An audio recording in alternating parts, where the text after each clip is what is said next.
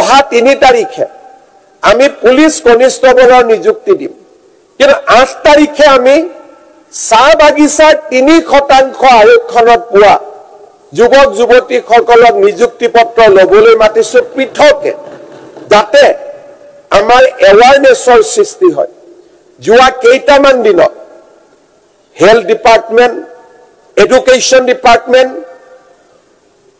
Home department প্ৰথমবাৰৰ বাবে চাহ বাগিচাসমূহত চৰকাৰী কৰ্মচাৰী নিৰ্মাণ হৈছে আজি মই গৌৰৱ অনুভৱ কৰোঁ যে 3% ৰিজাৰ্ভেশ্যন এই 3% ৰিজাৰ্ভেশ্যনে চাহ বাগিচাত আজি চৰকাৰী কৰ্মচাৰীৰ প্ৰথমবাৰৰ বাবে দেখা পোৱাকৈ আজি নিৰ্দিষ্ট গতিত তেওঁলোকে চাকৰি পাব আৰম্ভ কৰিছে তৃতীয় আৰু চতুৰ্থ শ্ৰেণীৰ বাবে সীমাবদ্ধ আছিল আমাৰ কেবিনেটত জানুৱাৰী মাহত সিদ্ধান্ত হ'ব যে এতিয়াৰ পৰা এছিএছ এপিএছৰ দৰে প্ৰথম আৰু দ্বিতীয় শ্ৰেণীৰ চাকৰিটো আমি চাহ বাগিচাৰ শ্ৰমিকৰ বাবে আমি ৰিজাৰ্ভেশ্যনৰ ব্যৱস্থা কৰিম যোৱা 5টা বছৰত চাহ শ্ৰমিকসকলৰ জীৱনলৈ এক অৰ্থবহ পৰিৱৰ্তন যাৰ কল্পনা আগতে আমি কৰিব পৰা নাছিলো তেনে অৰ্থবহ পৰিৱৰ্তন নমাই অনাৰ বাবে আমি প্ৰচেষ্টা কৰিছো অহাকালি সদনত যেতিয়া 6 জনগোষ্ঠীৰ জনজাতিকৰণৰ প্ৰতিবেদন দাখিল কৰিব তাৰ মাজেৰেও আমি চাহ শ্ৰমিকসকলৰ আদিবাসীসকলৰ জীৱনৰ নতুন উত্থানৰ বাবে আমি সপোন সৃষ্টি কৰাৰ প্ৰয়াস কৰিছো মাননীয় অধ্যক্ষ মহোদয় চাহ বাগিচাৰ লোকসকল অসমলৈ অহাৰ সময়ত এখন মেডিকেল কলেজত আমি 3খনকৈ আসন সংৰক্ষণ কৰিম চাহ বাগিচাৰ শ্ৰমিকৰ বাবে 3খন চিকিৎসা মহাবিদ্যালয় 9টা সিটেৰে পৰিক্ৰমা আৰম্ভ হৈছে আজি 3টা সিটক 15 দি হৰণ কৰি 45টা সিট আৰু যোৱা চাহ জনজাতি ছাত্ৰ সন্থাৰ অধিৱেশনত মই ঘোষণা কৰিছিলো 3টা নহয় 4টাকৈ সিট দিম অৰ্থাৎ এইবাৰ 60টা জনতকৈ অধিক চিকিৎসকৰ নিৰ্মাণৰ কাম আমাৰ চৰকাৰৰ উদ্যোগত আৰম্ভ চাহ বাগিচাৰ শ্ৰমিকসকলে আজি নাৰ্ছিং এডুকেশ্যনত গৈছে বিভিন্ন শিক্ষানুষ্ঠানৰ লগত জড়িত হৈছে আৰু আমাৰ চাহ বাগিচাসমূহত আজি মানৱ সম্পদ নিৰ্মাণৰ এক নীৰৱ বিপ্লৱ আৰম্ভ হৈছে সমগ্ৰ সময়ছোৱা 2014 চনৰ আগলৈকে চাহ বাগিচাৰ শ্ৰমিকসকলে 130 টকা মজুৰি পাইছিলে আজি কংগ্ৰেছৰ 70-60 বছৰৰ বিপৰীতে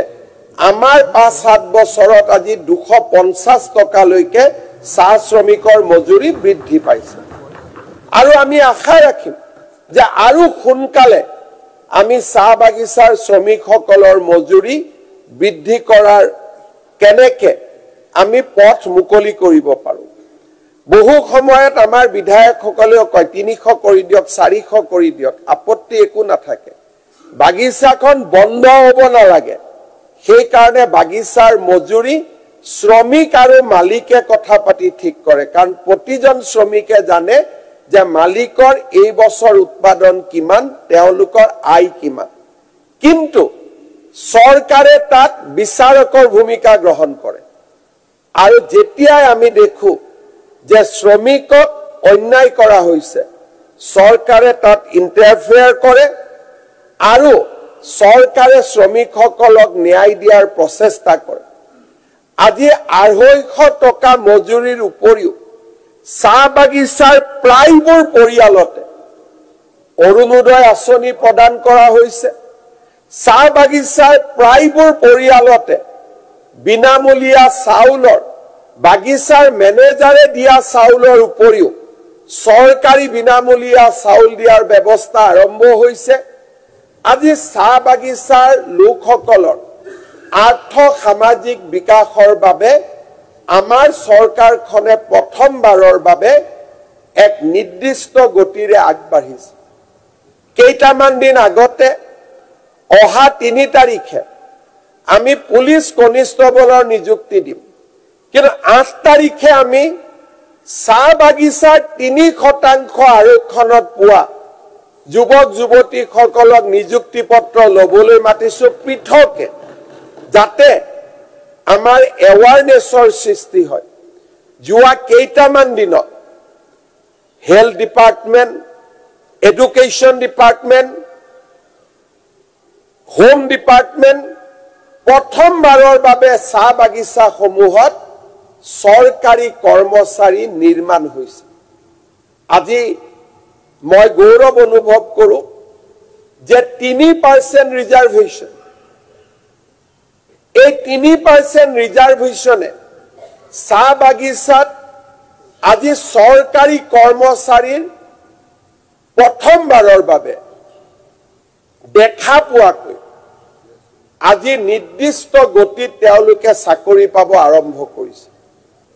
তৃতীয় আৰু চতুৰ্থ শ্ৰেণীৰ বাবে সীমাবদ্ধ আছিল। আমাৰ কেবিনেটত জানুৱাৰী মাহত সিদ্ধান্ত হ'ব যে এতিয়াৰ পৰা ACS APSৰ দৰে প্ৰথম আৰু দ্বিতীয় শ্ৰেণীৰ চাকৰিটো আমি চাহ বাগিচাৰ শ্ৰমিকৰ বাবে আমি ৰিজাৰ্ভেশ্যনৰ ব্যৱস্থা কৰিম। যোৱা 5টা বছৰত চাহ শ্ৰমিকসকলৰ জীৱনলৈ এক অৰ্থবহ পৰিৱৰ্তন, যাৰ কল্পনা আগতে আমি কৰিব পৰা নাছিলোঁ, তেনে অৰ্থবহ পৰিৱৰ্তন নমাই অনাৰ বাবে আমি প্ৰচেষ্টা কৰিছোঁ। অহাকালি সদনত যেতিয়া 6 জনগোষ্ঠীৰ জনজাতিকৰণৰ প্ৰতিবেদন দাখিল কৰিব, তাৰ মাজেৰেও আমি চাহ শ্ৰমিকসকলৰ, আদিবাসীসকলৰ জীৱনৰ নতুন উত্থানৰ বাবে আমি সপোন সৃষ্টি কৰাৰ প্ৰয়াস কৰিছোঁ। মাননীয় অধ্যক্ষ মহোদয়, চাহ বাগিচাৰ লোকসকল অসমলৈ অহাৰ সময়ত তেখেতসকল শ্ৰমিক হিচাপে আহিছে আৰু এটা ফেক্টৰী, এটা ইণ্ডাষ্ট্ৰীৰ লগত তেওঁলোক জড়িত হৈ পৰিছে আৰু স্বাভাৱিকভাৱে মালিক আৰু শ্ৰমিকৰ সম্পৰ্কই তেওঁলোকৰ জীৱন পৰিচালিত কৰিছে। আৰু সেইকাৰণে কোনো চৰকাৰে ভাস্কৰ বৰুৱা ডাঙৰীয়াই কোৱাৰ দৰে মালিকৰ পৰা শ্ৰমিকসকলক ইণ্ডিপেণ্ডেণ্টলি চাব শিকা নাছিল। শ্ৰমিকৰ কথা কওঁতে মালিকৰ কথা মনলৈ আহিছিল আৰু মালিকৰ কথা কওঁতে শ্ৰমিকৰ কথা মনত আহিছিল। আমি কৈছো নহয়, 200 বছৰ পিছত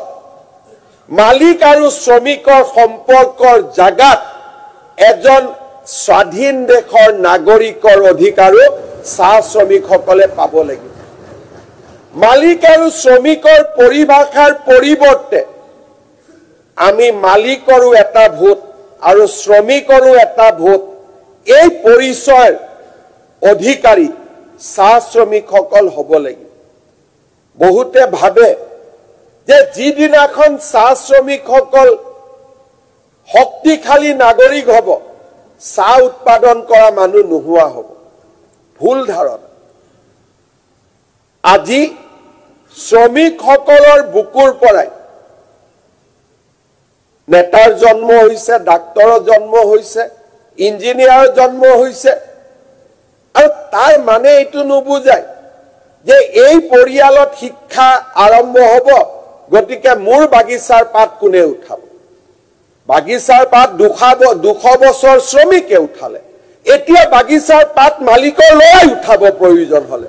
মালিকৰ ল'ৰা ছোৱালীয়ে উঠাব, মেনেজাৰৰ ল'ৰা ছোৱালীয়ে উঠাব যদি প্ৰয়োজন। পৰিৱেশ আৰু পৰিস্থিতি গণতন্ত্ৰই পৰিৱৰ্তন কৰিছে আৰু আজি সেই দাসত্বৰ শৃংখলৰ পৰা স্থায়ীভাৱে চাহ শ্ৰমিকসকলক মুক্তি দিবলৈ কেশৱ মহন্ত ডাঙৰীয়াই ঐতিহাসিক আইন সদনৰ মজিয়াত আনিছে। ৰূপেশ গোৱালিয়া ডাঙৰীয়াই উল্লেখ কৰিছে চাহ